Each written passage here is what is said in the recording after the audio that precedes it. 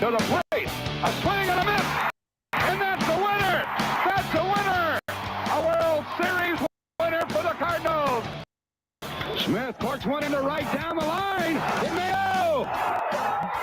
Go crazy, folks. Go crazy. It's a home run.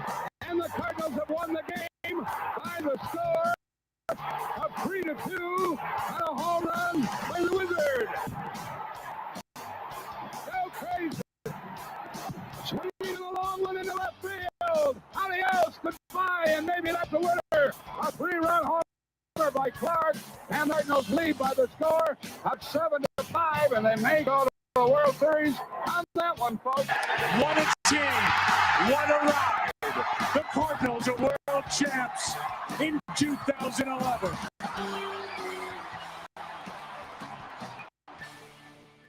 Welcome to That's the Winner podcast. I am Ryan Jenkins, and with me is Josh Brown. As always, Josh, trade deadline has come and gone. The Cardinals have won the first game after that. This could be more of a therapy session for some.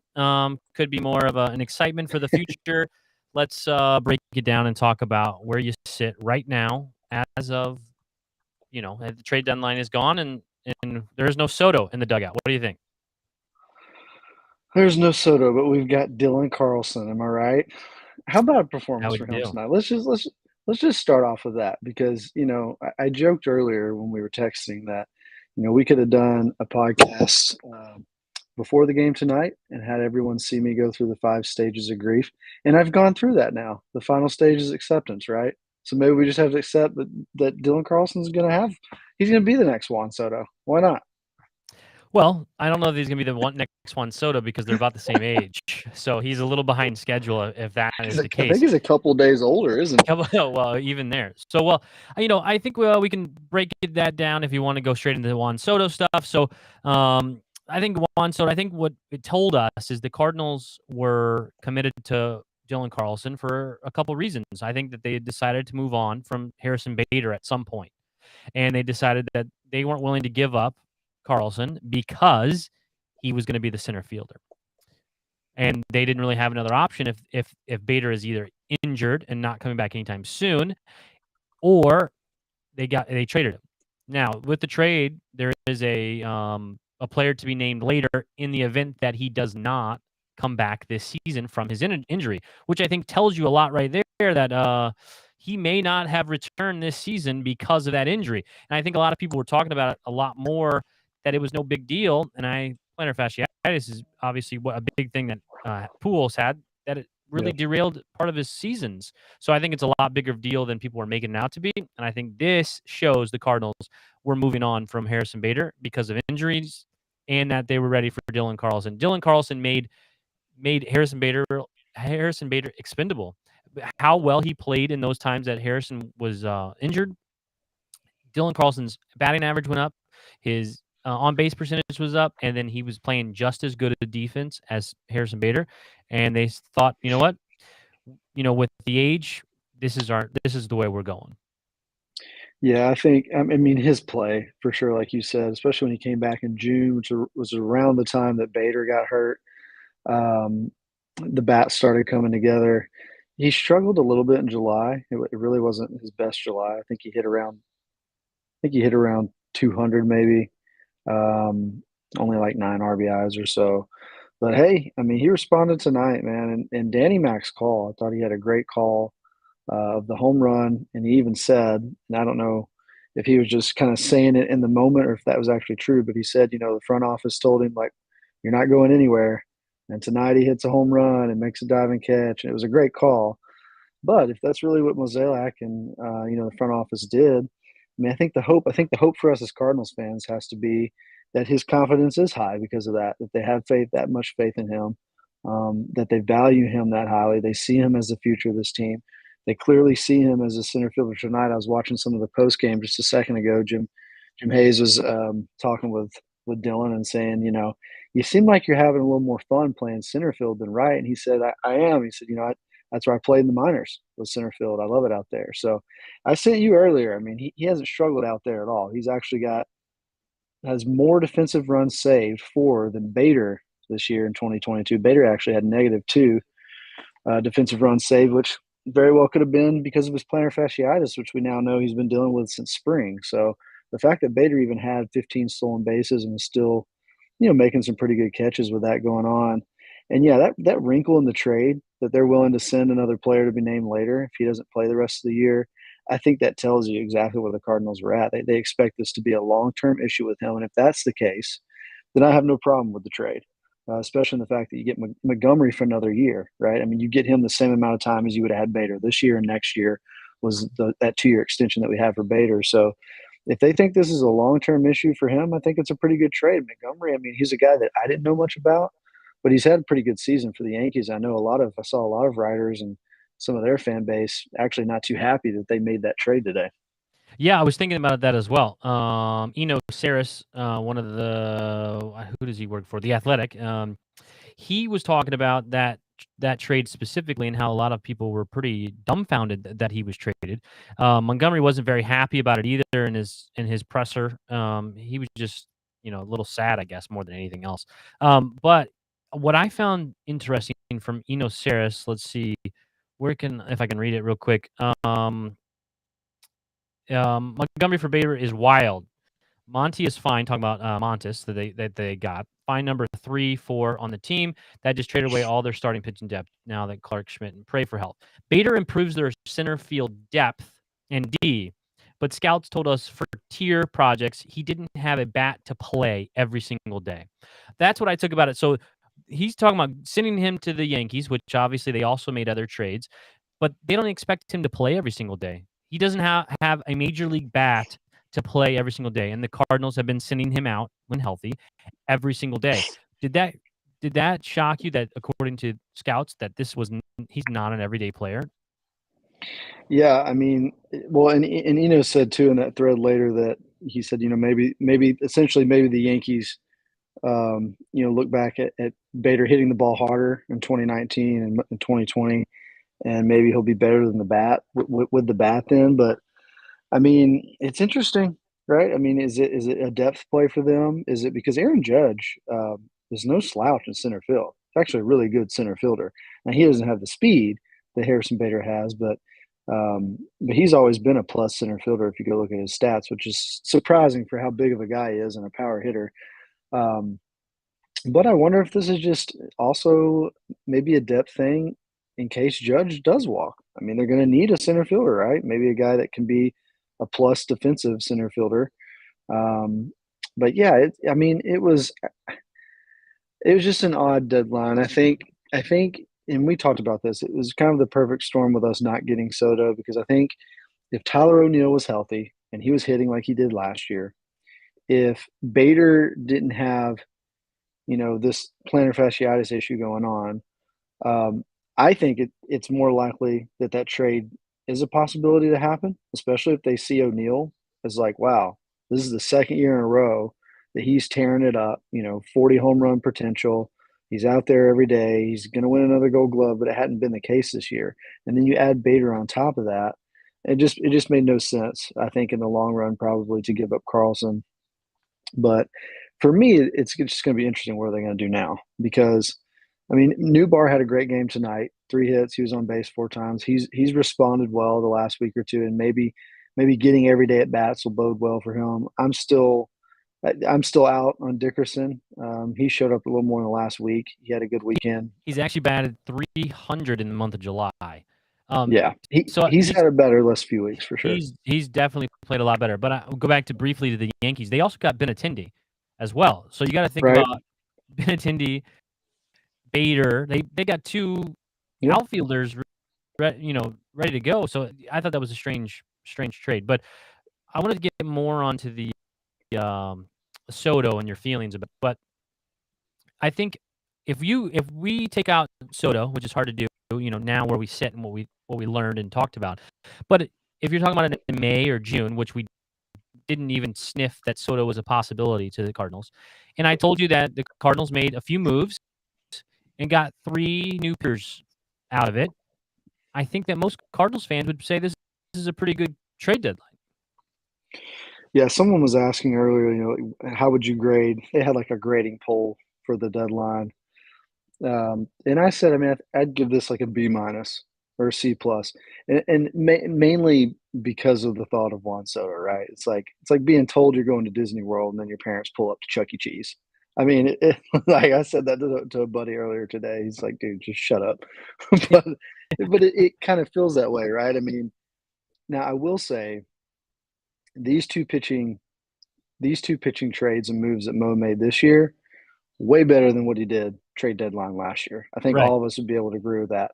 One, but two, it's not very hard to beat what he did last trade deadline, right? Like, and we And they worked though last year too, but it did. It worked. I don't think anybody, including him, expected it to work like it did, that but it well, did. And right? so, yeah. And I told you last night, like Quintana trade had no problem with it. They traded from their depth with an, with I believe it was an infielder, right? Nunez plays a couple positions in the infield. They traded from depth there, even though he's had a pretty good season in the minors. Look, Johan Oviedo, Andre Palante is already, I mean, better than what I think we were going to get out of Johan Oviedo. I think he was stuck in the bullpen. He was not working out as a starter. Not his fault. He got thrown into it in the COVID season because they needed innings, but it just didn't work out. So I had no problem with that trade. I hate that it's just for a 2-month rental on Quintana, but let's hope he's good the rest of the way. I mean, he's a guy that the Cubs gave up big prospects to get him several years ago from the White Sox, and he was not good for them at all. Maybe he figured something out this year. Maybe he changed something. I haven't watched a lot of him. Probably most of us haven't because he's been on the Pirates. But I know he's a pitch to contact guy, ground ball guy. And that was what was interesting to me with this. And I believe Katie Wu said it too.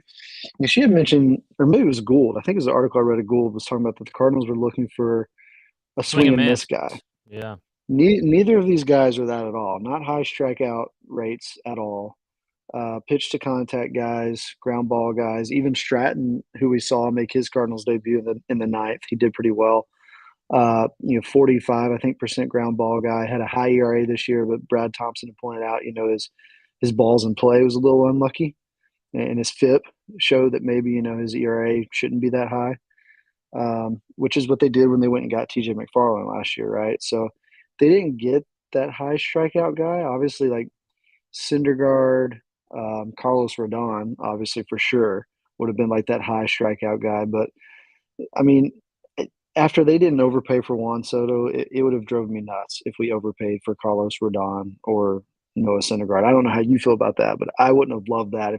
If we were going to go all in for Soto, why would we do it for Rodon, for example, a guy who we could have just signed this offseason? It just depends on the actual overpay, the level of it. Talking about the top 5 prospects, then no. If we're talking about any of the names that were being floated around for Juan Soto, then no, absolutely not. Especially for Rodon is a few month rental, and then the assumption is he's going to opt out of his contract, so he can go get a better contract, a bigger contract. So the assumption is that's not going to happen. We got a comment from Travis Swindle. I'm happy for the Cardinals that got Jose Quintana and Chris Stratton and Jordan Montgomery for the Pirates and Yankees, and traded Bader to the Yankees. He's happy. He thinks it's good with it. And I think that's the way to look at it, is what we have, what actually came through. I think I gave it a B rating whenever, that's one of the polls. I said I think it was a B. And I think that's probably downgraded because of the Soto conversation, but I don't think that it should be, because that was never going to happen. Look, I gave up the opportunity for anyone that retweeted us to give a free jersey away if it happened, because that's how confident I was that it wasn't going to happen. To offer up a jersey, I knew, look, the odds of this is happening is pretty low, and I'll put it out there. And I was confident that would never happen, because the Cardinals just don't swim in this pool. This is not where they in season. This is not what they do. Now, in off season, this is more of what they do with someone with some control, and then be able to get them to sign later. That's more of what they do. In season, this type of deal, it goes back to what? A Matt Holliday trade is the last big one. Maybe you can even say Lackey, kind of, but and Lackey was pretty good for Boston in the year that they made that trade in 2014, 2015, one of those two. Yeah. But it's been almost 10 years since a big trade was made at the trade deadline for the Cardinals. So I didn't expect it one bit. I never thought it was I didn't even realm of possibilities. Even whenever we got down to 3 teams, I heard or read today that the Cardinals were 3rd. They weren't even 2nd. After at some point that they told them that, yeah, we weren't willing to go to this level, and they had moved on this afternoon. So, I wasn't shocked at all. I didn't think that I never thought it was a big possibility. But you know, it's like, where do you go from here? I think the Cardinals improved at the trade deadline. I think they got to things that they needed to get done. And overall, there's now a little more room to get some more at bats and maybe even some more guys to get called up, like Alec Burleson, stuff like that. So, it's I think they're in better shape than they were, 3 days ago. And I think that's the ultimate goal of at the trade deadline is to not be sellers and to be buyers because you're trying to buy for something, right? And the Cardinals are still in that realm. Yeah, I mean, you come out of this trade deadline, and like you said, we don't typically do this. Obviously, Mozeliak does not react well to being told kind of an ultimatum of, it's this or it's not happening. They're definitely an off-season trade run team. Even Arenado. I mean, we were mentioned to being in on him a year, 2 years before that happened. I mean, right before the COVID season that started heating up, and he just waited it out and waited for the right deal. And look, credit Mo. I mean, the offseason moves he's made with Goldschmidt and Arenado, clear winners. I mean, we clearly won those trades by a mile. And maybe that's part of it. Maybe that's part of a deadline deal like this. I think what makes this so hard is, and you and I talked about this, just texting and stuff. What makes this hard for me with this one is we're never like mentioned as heavily as we were in this deadline, right? As being a team like we were at the table. You don't have shots of Mozeliak in Rizzo's suite last weekend with the Nationals and hearing that many national reporters saying like, yeah, the Cardinals are like in this. We never have that. Even last year when DeYoung and Sosa weren't great and we needed Trevor Story, no whiff, no word at all that we were in on Trevor Story, which nobody was because the Rockies were stupid and they didn't trade him. But I guess what's tough for me with this one is we were actually mentioned as being in it. And what was different for this for me with Stanton is Stanton got to choose, right? So that wasn't our fault. That wasn't Mozeliak's fault at the end of the day. They got the deal done. They got a deal that the Marlins wanted and were ready to accept. And Stanton said no. Okay, not our fault. Not Mozeliak's fault, not DeWitt's fault. This one though, it's like, man, it seemed like it could have happened. Now we don't know, and I think it's unfair to say we just chose Carlson over Soto. I think I even texted that to you right when some of that news came out. But look, I mean, odds are they wanted Carlson, Walker, and Gorman, and I think all three of those guys that might have been my puke point, especially if Soto walks in 2 years, 2.5 years. That would have been tough. So, yeah, they address the pitching needs. You keep top prospects, and look, man. If we weren't going to trade for Juan Soto, they're never going to trade top prospects Right. for any other player. This is the only opportunity there that you could see it happening. But it's not the Yes. Cardinal MO. I mean, No. what you see is what usually happens is they have some high dollar guys, and then they have some controlled guys with controlled money that they know about what they're going to be paid, so they can have. And that's why the Cardinals have been able to sustain what they've been over the last 20 plus years is a pretty good team because they have the high leverage guys with the big contracts and the low guys that are making league minimums and arbitration monies as they go up and improve. I mean, if you look at this team, there's a lot of young guys, even though there's obviously some dudes that are making a lot of money. So it's all over the place. But so I mean, if you look at that deal, and I do think that they were wanting Gorman, Carlson, and Walker. And Walker tonight made his first career start out in the outfield. So I think at some point the Cardinals said, look, this is what we're going to do. And we're going to trade Bader, and we're now going to move Walker to the outfield. He's going to be our future right fielder. You're going to have Carlson in center. You're going to have Walker in right. And that's where we're probably going to end up. And they are preparing for that already, which would tell you that the timeline for Walker is probably sooner than anticipated over the last couple of years, I would guess. And And I think that Gorman, they think about Gorman. Gorman's going to probably hit 30 home runs next year. That's what he projects to do, and I think that's a big part of it. If you can be able to keep that guy in your lineup and be able to hit 30 home runs. I mean, I think he's at 11 already, this year after, he didn't get called up until June-ish, I think, or May, late May or whatever it was. But, he has 11 home runs, and that's where you got to expect him to hit 30 home runs, and then Walker should be a 30 home run guy too. And Arenado then still be on his contract, and then Goldie's going to be at the end of his. So that's where you should be able to see your next gap. But I think if you're adding Soto, you're still not a World Series team. And without adding Soto, you're still not a World Series team. So I think they decided to really punt and not really go for it because it really would not have changed the really trajectory of this team. And maybe if it did, it would go for the bad way. I tweeted out through our Twitter handle that I think that this trade deadline could ultimately be the undoing of Mo in ending his tenure with the Cardinals. And someone said, well, the trade deadline's not even over. You don't even know if they're going to actually get Soto. And I said, that doesn't matter. Even if they did Soto, it could have been the end of Mo because of what he gave up to be able to get Soto, and then realizing years later how big of a mistake that was.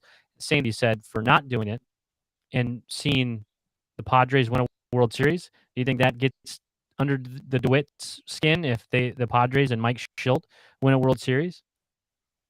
Oh, it's got to. I mean, here's the thing with me with Soto. Who's to say that we still couldn't have gotten Jordan Montgomery in the same exact trade if we got Soto? Because at the end of the day, if you feel that Bader is going to have that problem for the rest of his career, you can still make that trade. You can still have Jordan Walker, who, by the way, played left field tonight. So they're clearly, that's his path now, is either a corner outfield or DH. You still could have had that moving forward. And you could have had Tyler O'Neill center. You could have had Newt Barr or Dickerson or Donovan or Yepes when he comes back in left field. And you could call up Alec Burrows, or sorry, in this case, I'm saying if we had gotten Soto, you'd have Soto and right. But my point being with that is you'd still have the same timeline if you still had Walker. But that was very likely and it was not going to happen, which is why we probably didn't get Soto to begin with, because they had to have wanted all three. If they only wanted, Carlson and Gorman, or Carlson and Walker, or even Gorman and Walker, but I think if it's just Gorman and Walker, and that's what they wanted with, along with Wynn or whoever else, and Carlson was out of it, then maybe that gets done if they really didn't want to give up Carlson to begin with. But it was clearly like Carlson and either all three or, Carlson and Walker, and they just didn't want to do that. So I think the tough thing with me is like we can speculate all day. We're never going to know. But I mean, I don't want to speak for all of Cardinal Nation, but I'm getting tired of quotes like this today from John Mozeliak after the trade deadline. Quote, getting to the postseason and getting the opportunity to get to the World Series. I don't think anybody is going to claim they built a World Series club today. But if we get hot, we can play with anybody, and hopefully we get hot. And that's what we've hoped for since 2011, man, is hopefully we get hot. And look, I get it.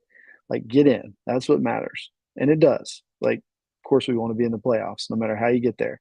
Arenado even said that, prefaced that with his comments about not wanting to be a wild card team. Like, yeah, at the end of the day, you want to get in, but I want to win the division. And I told you that. I mean, I know we're on opposite ends of the spectrum of this. You think there's like no chance at all that he opts out, mainly because of the money. I think he could get the money that he wants on the market. But I'm telling you, I don't. Last year was not a thought at all that Arenado would opt out. And I think it was because he got that first taste of St. Louis. They had the big winning streak. They're riding high. Like, he was like, I'm going to be here. I think if there was ever a time that he might actually opt out, it's right now. And I say that mainly because, like, seeing another big player go to the West. And look, I mean, Bernie Miklasz, I don't know if those who are watching ever reads any of his columns. He writes great columns at Scoops with Danny Mac. Bernie's awesome. If you want to read his stuff, he had a great article today. And one of the points he said on it, of speaking of Arenado, is like, he said, look, if the Cardinals don't add more juice to the roster for the 2020 stretch run, I wonder if Arenado would be more inclined to opt out.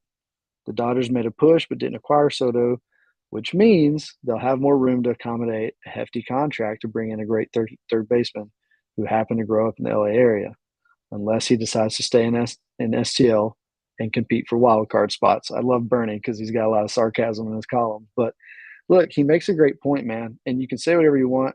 Justin Turner just went on the IL. Father Time's finally caught up with him this year. He's not been good.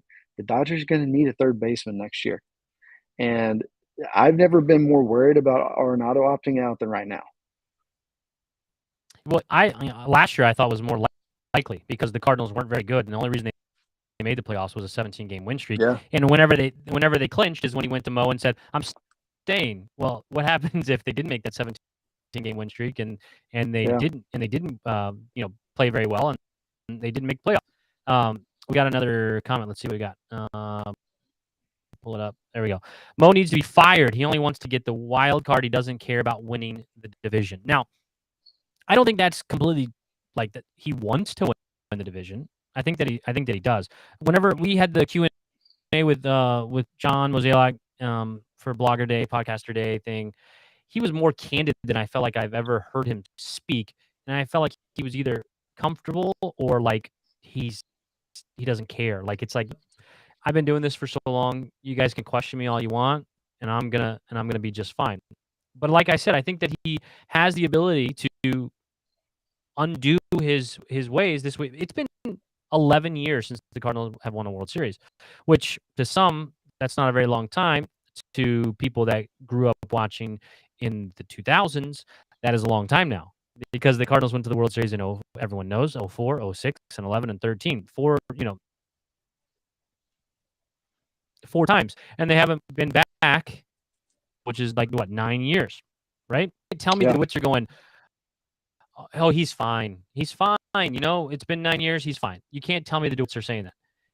At some point, they're going to expect results, and right now, those results aren't happening. And I think Mozeliak made the decisions today based on his knowing that he has to get it right, and he feels playing the long game is a better chance of winning the World Series than burning all of his prospects and the money that goes along with it. Because he knows the DeWitts aren't giving him a blank check. He knows that part. So he knows he has to have the lower level guys with the lower level money to offset the guys with the big money. And he knows that, and he knows he needs someone to come up and save the day as well. And I think he's banking that's going to be Walker. And I think he's banking that Gorman's going to hit 30-plus home runs. And I think he's now banking that DC is the future and the current, and he's going to all of a sudden, be better than he ever has been before. And he currently has. So I don't know if you want to comment on this guy's, on Jimmy's comment. Go ahead. Yeah, I mean, it's easy to get emotional and fired up about this after today. I mean, it's like every trade deadline for me. I think I'd never heard more from Mo being fired last year than any other year because it was just they did nothing, right? Yeah. They did nothing. I mean, you can say, well, he was genius. Lester and Happ turned out great. No, like he was even saying at the time, this is a stopgap. We need innings, like.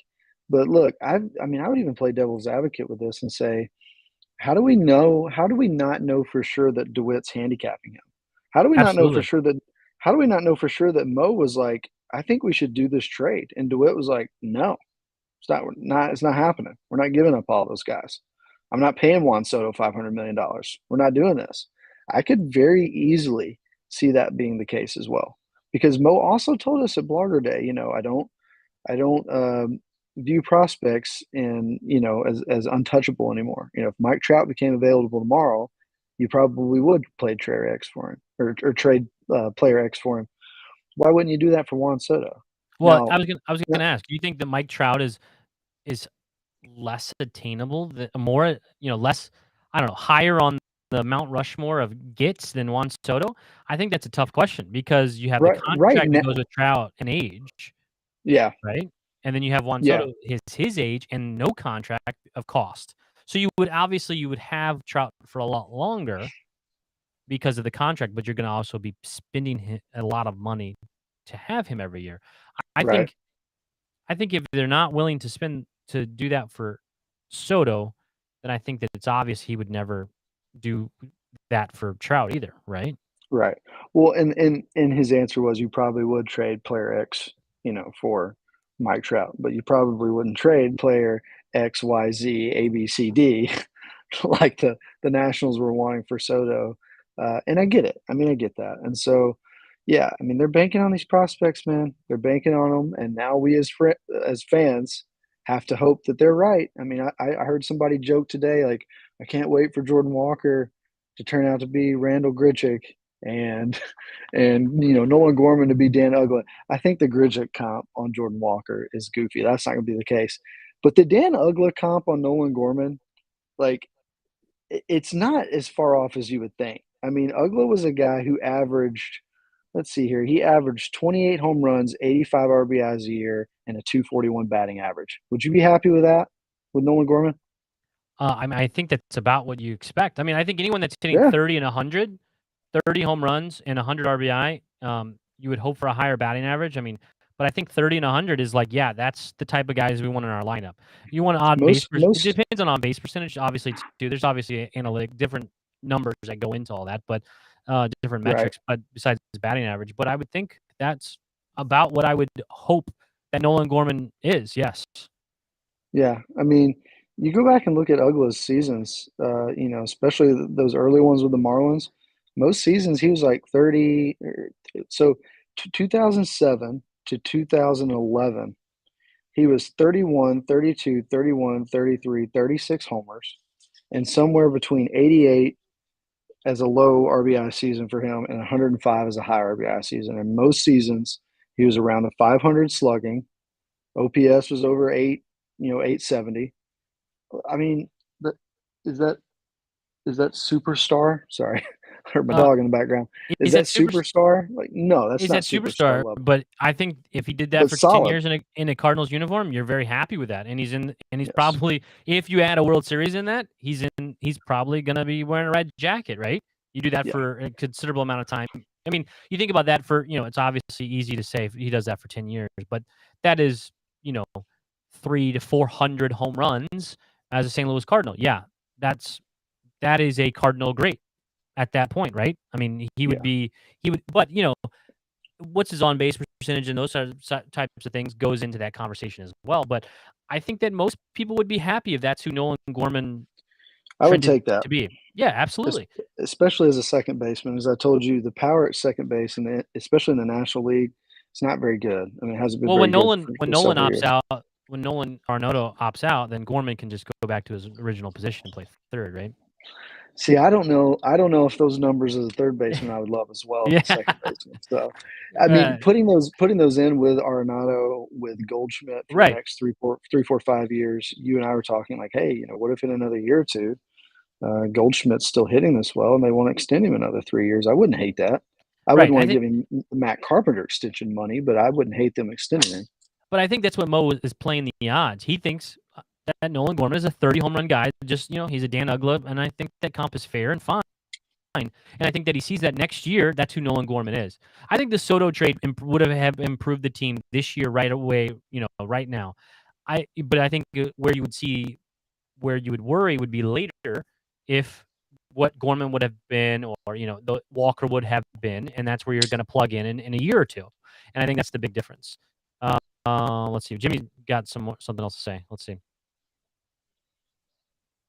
I think Gorman will be good, but I think Dylan is overrated. I don't see him being a great player. His defense will be great, but not as bad. I would have traded him. Now, so someone was asking about comps or something of Gorman, Carlson.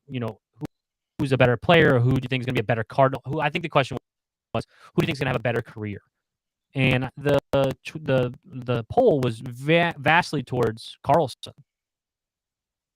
And I thought I answered the opposite way. And my reasoning was I think that Gorman has a much higher ceiling. I think that Carlson is going to have a good career, and I think he's going to have a long, decent career in the majors. But I think that Gorman has a higher ceiling. Because if I told you that Dylan Carlson hit 30 home runs, you'd say that's probably high. And if I told you that Gorman hit 45 in a season, you'd say, I can see that. I think is where kind of that possibility is. So I think the ceiling is higher for Gorman. But Dylan Carlson, I think he's so young, and I think that we haven't even talked about where his ceiling really, really could be. And as a center fielder, I mean, that's why Bader even got any got to play is because of his defense. So if his defense is elite and he becomes a Gold Glove center fielder, which he's shown this year that he can be a Gold Glover, I think that he's that level, then you don't need him to do as much. But if Dylan Carlson is your worst hitter on the team, then I think that's pretty good. Here's how I would look at it. I think Nolan Gorman is the highest ceiling for power among all of our prospects right now, including Jordan Walker. That's what I think. I think Nolan Gorman is the highest ceiling for power. I think Dan Uggla is probably a really good comp for him. I think that's probably like the type of player you would hope he would be. Dylan Carlson, I think his ceiling is more like a Carlos Beltran type. 25, 30 home runs on the high end, probably around 25 home runs, hitting around 300, OBP around 360, 370, like a guy that all around does a lot of things really well. That's a really good player. We made it to the World Series in 2013 with that player. You need those players. Is it a superstar? No. So that's how I look at those three guys. I think Gorman highest ceiling, power wise. Carlson highest like ceiling is like overall player, like a Carlos Beltran type. And then I would say Jordan Walker is their highest ceiling for like a superstar level. Chris Bryant winning the MVP 2016. Fingers crossed that's not the only season that Jordan Walker is good, right? But that's the kind of level of player that he can be. And it tells you, it speaks volumes that they didn't want to trade him even for Juan Soto. So we need to be hoping and praying that he is the next guy. I mean, if you look back at Carlos Beltran's, I mean, he's over 400 home runs in his career, but he was 20. I just moved over on starting in 01. He was rookie in 98, but in 01 his home runs 24, 29, 26, 38, 15, 23, 16, 41, 33, 27, 10, 7, 22, 15, 7, 32, 24. He was kind of all over the place, up and down. But he was an all-star 1, 3, 4, 5, 6, 7, 8, 9 times. But he also hit over 40 home runs multiple times. I mean, I think I don't think that's Carlson's ceiling, but you look at Beltran though, his 162 game average was 27 home runs, 99 RBI a year, 20 stolen bases, hitting 280, 290, 350 OBP. If we got that out of Carlson, I would be ecstatic, man. Well, absolutely, but Carlson is at what, 7 home runs, 6 home runs, and he had the hamstring thing. He's had some stuff. What is his realistic, home run, to be hoping for? 20? I mean, is what really where we would hope to get him to? Not obviously this year, but next year. Because if you think about that, if he hits 20 and you got Goldman that hits 30, you're gonna have Arenado that hits 30, you're gonna have Goldschmidt that hits 30, maybe Tyler O'Neill figures it out and gets back to his ways. I mean, when you're talking about that many guys doing it, and then you're talking about shortstop, you don't even know where it's gonna go from there. But right. Well, look, I'm looking right here. 2019, right before he got called up, 2020 COVID season. 2019, between AA and AAA, 126 games. Carlson hit 26 home runs and 20 stolen bases. So I think I would say 25 to 28, 30 at the highest is probably his ceiling on home runs this season. But again, even the stolen bases, we haven't really gotten to see that yet. Maybe with him leading off more. Maybe, but like you said, his hamstring. He's had a little stuff this year. Yeah, so maybe that's part of that as well. All right, what else you got? I mean, you want to air out any more sadness or anything? I mean, nope. I've gone through all 5 stages of grief, man. I'm at acceptance now. Dylan Carlson is Juan Soto. It's 5 hours and 21 minutes post trade deadline, and you've already gone through all the steps. I mean, that's a pretty good and quick rebound. Yeah, there we go. And look, hey, I enjoyed watching Carlson step up tonight. He made 2 or 3 really good plays in center, had the big home run, and he's usually pretty even kill. He was pretty pumped in the dugout after that home run. So, who knows? Maybe this is a spark for him. Maybe, it gives him extra boost of confidence from the front office doing that. That's what we need to hope for. The last thing we want to see happen is, these guys like Carlson or Walker shouldering expectations that they don't need to be worrying about, honestly. Well, and Katie Wu tweeted out that Oli Marmol says Jose Quintana will start for the Cardinals on Thursday. So Today's Tuesday, so Wednesday, then Interesting. Thursday. So All Thursday I he'll make. care about is them. I was gonna say all I care about is them not throwing off Wainwright's schedule because I'm going to the game Sunday. So I hope he pitches Sunday. Well, yeah, I think that they said that last night I heard that Quintana was on normal's rest. You can put him at any place you wanted in the rotation because of where his rest was. So according to the MLB app, it's not obviously perfect, but tomorrow is scheduled to be Miles Michaelis, and then Thursday is scheduled to be Jose Quintana, and nothing Friday, Saturday, Sunday yet. So We could, wrapping this up, speculate. I did see, I think it was Jeff Jones tweeted during the game that when Jordan Montgomery does get there, a roster move will have to be made for the 40-man. and it has to be a pitcher. Do we think McFarland or who's the other one? Starts with a V. Verhagen. Do you think one of those two are getting the boot? Verhagen 0% chance, I think. Contract. He's Because of the a money. multi-year contract. Yeah. What about Junior Fernandez? Did he get moved at all in recent moves today at all? I mean, I I think have no idea. I think I thought he did. I think I TJ thought he did McFarland when makes the John Mills sense. guy came out. I think TJ McFarland makes sense. McFarland was what people forget really fast is McFarland was really, really good last year for the St. Louis Cardinals, and people make fun of John Mozeliak for his signings and say how TJ was a terrible signing. You know, we talked about Garcia, was that right? Last year as well. Luis Garcia. Yeah, Luis Garcia and him.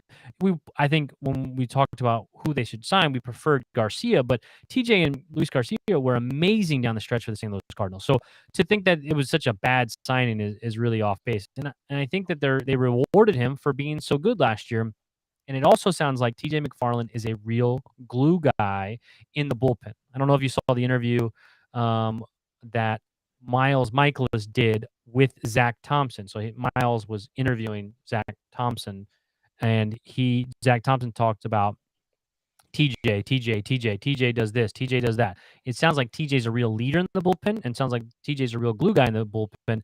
So that makes me think, I don't know, maybe he won't be one of those guys that gets moved because of his veteran leadership. You know, I think that's a big part of it. People don't think about either is what it can do for a clubhouse or a bullpen whenever you move guys that are well liked. And I think that's what we're hoping is going wrong with the Brewers by moving Hader. But well, and Mo told us at Blogger Day too, right? Like, hey, you know, I can't run a team this way and just dump a guy after 2 months because he had a bad 2 months. Like, one, we still have to pay. Yeah, people would be scared. You'd never be able to walk into the clubhouse. 1 and 2, like we still have to pay him $2.5 million or whatever it is. So I would rather see Verhagen go. That's probably not going to happen. Junior Fernandez is still on the 40-man, even though he's been sent back down to the minors recently. I don't know if he's somebody they want to risk going through waivers or not. I have no idea. I thought that if you move someone to the 60-man IL, doesn't that open up a spot? I could be wrong on that. I think yes. I think it does on the 40. Yes, because if Matz isn't going to be able to come back this season, I mean, then just move him to the 60-day, right? Yeah, I mean, and I think that also proves by them getting Montgomery and Quintana both. Yeah, I think that tells you that they don't expect Flaherty and Matz to come back, and if they do, it's just a cherry on top. I think by showing, look, I think the Cardinals really needed to get 2 different pitchers. I think that's what they really, really needed to do, get 2 starters. I didn't fully expect them to. Do you think we needed 2 lefties? Do you think it's good that we got 2 lefties?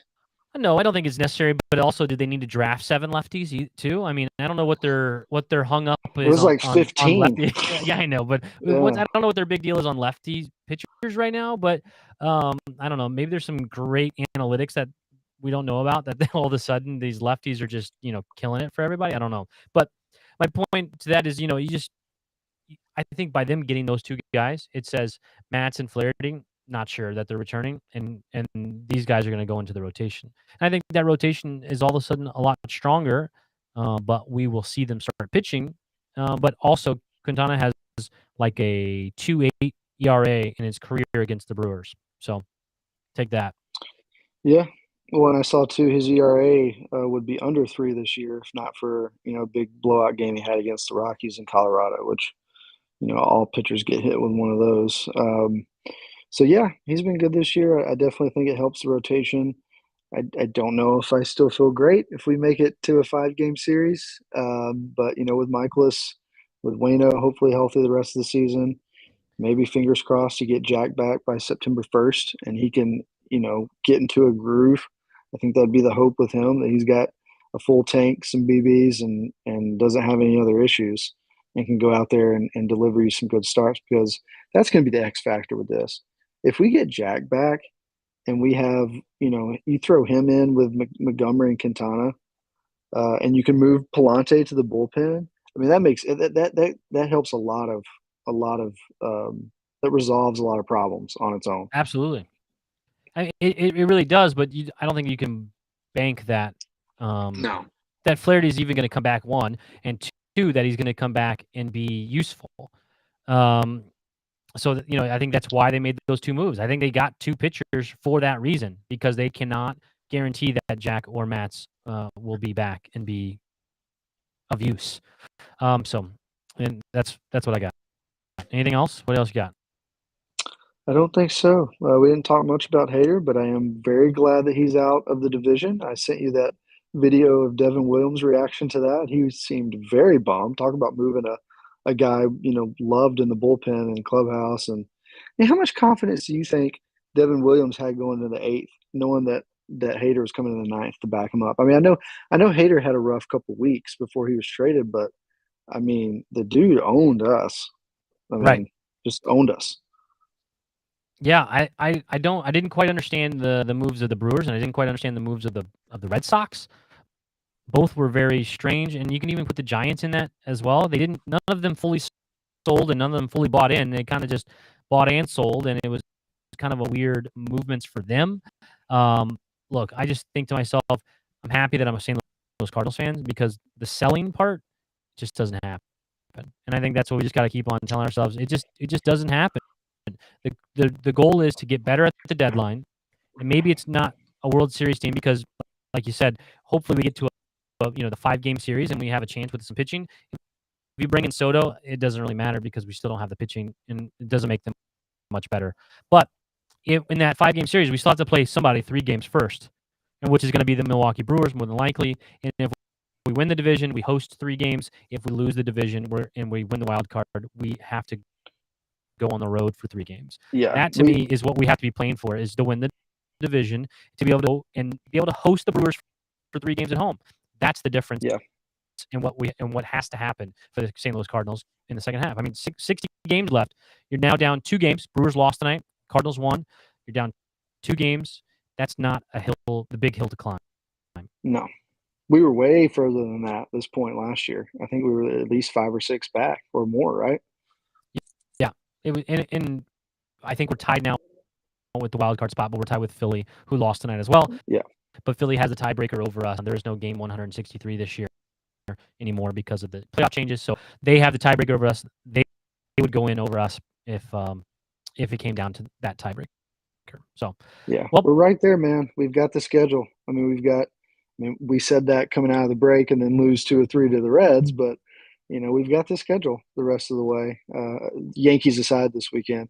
I'm going, by the way, we're sitting above Big Mac land. It would not surprise me if an Aaron Judge home run ball comes up there. I think they would be idiotic to pitch anything worth a damn to him at all. Yeah. Why would you throw to him? If he has 40. Look, Paul Goldschmidt. Let's briefly. Paul Goldschmidt's been on a tear. He's now at 25 home runs. He looks MVP caliber, right? Judge has 40-something home runs already. 46. Like, that's crazy. Or 44. I could. Whatever it is, right? We think that Goldschmidt is just on a tear. He's almost doubled up Paul Goldschmidt home runs. It's ridiculous. Yeah. So if you're throwing to him, that's your own fault. He's on pace for like 68. Yeah. But if you're throwing to him and giving him the opportunity, that's your own fault. And so, yeah, the American League record is 61 home runs. He's on pace to beat Roger Maris' record of 61 home runs, which is insane, which I thought I would never see that again after the steroid era. I really, really didn't. But we'll say that for, I don't know the next off day. I don't know when we usually do off days, but I want to do last time. I think we could've done it- Monday. Is it Monday already? Yes, it is. Yeah, Monday. I think Monday is an off day. It is Monday. So we're probably planning to do Monday. Again, we usually do off days, but last night was trade, and we could have talked about nothing, and then no one would have cared today about what we said because we wouldn't have known any of the details. So, let's play on Monday, and we'll get after it again, and hopefully get some more people. Thank you for the comments and the questions, and we appreciate it. But as always, with Josh Brown, I'm Ryan Jenkins for That's a Winner podcast. Thanks. Center from the belt to the plate, swing and a miss, and that's the winner. That's the winner. A World Series winner for the Cardinals. Smith parks one.